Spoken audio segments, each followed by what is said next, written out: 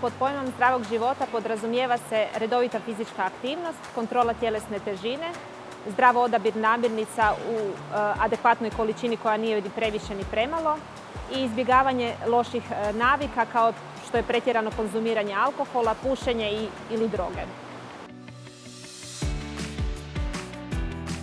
Oboljeli od psorijeze skloniji su mnogim bolestima baš zato što imaju psorijezu, kao što je pretilost, kao što je povišen krvni tlak, razvoj ateroskleroze, nastanku moždanog udara, srčanog udara, metabolički sindrom, dijabetes, upalne bolesti crijeva, uveitis, osteoporoza, depresija.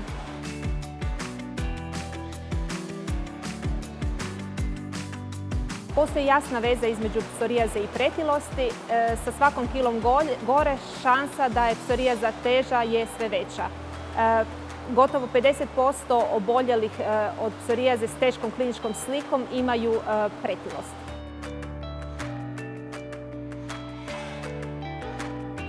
Oboljeli od psorijaze bi trebali konzumirati više mediteranski tip prehrane, puno ribe, lisnatog povrća kao što je špinat, blitva, kupusi, kelj, cvjetača, brokula, konzumiranje hrane koje imaju probiotike, prebiotike, u masnoćama odabir maslinovog ulja, od voća, recimo borovnice ili aronija koje su pune antioksidansa su dobar odabir.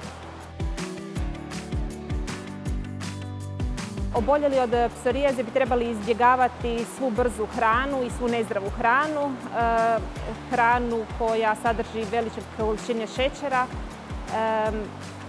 kolači, slatkiši u svim oblicima, izbjegavati svinjetinu i suhomesnate proizvode.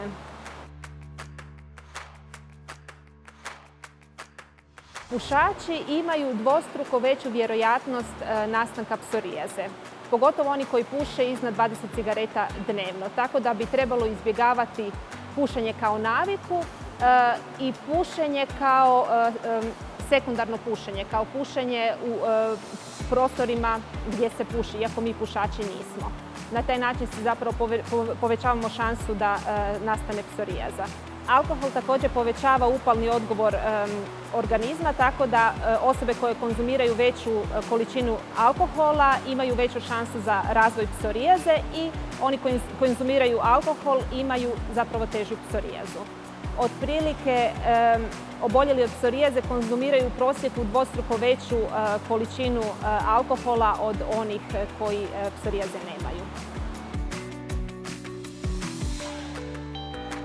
Od prošle godine u Naftalanu nudimo program redukcije tjelesne težine uz pojačani program vježbanja, a da bi im to bilo nekako lakše, nudi im se alternativa akupunkture, da bi im glad bilo lakše izdržati. Program je besplatan u trajanju od 2 ili 3 tjedna, ovisno o tome koliko bolesnik boravi na stacionarnoj rehabilitaciji. Velika je motivacija vidjeti bolesnika povratnika nakon godinu dana koji je nastavio na isti način zapravo živjeti. Gospođa se vratila sa gubitkom tjelesne težine većim od 30 kila.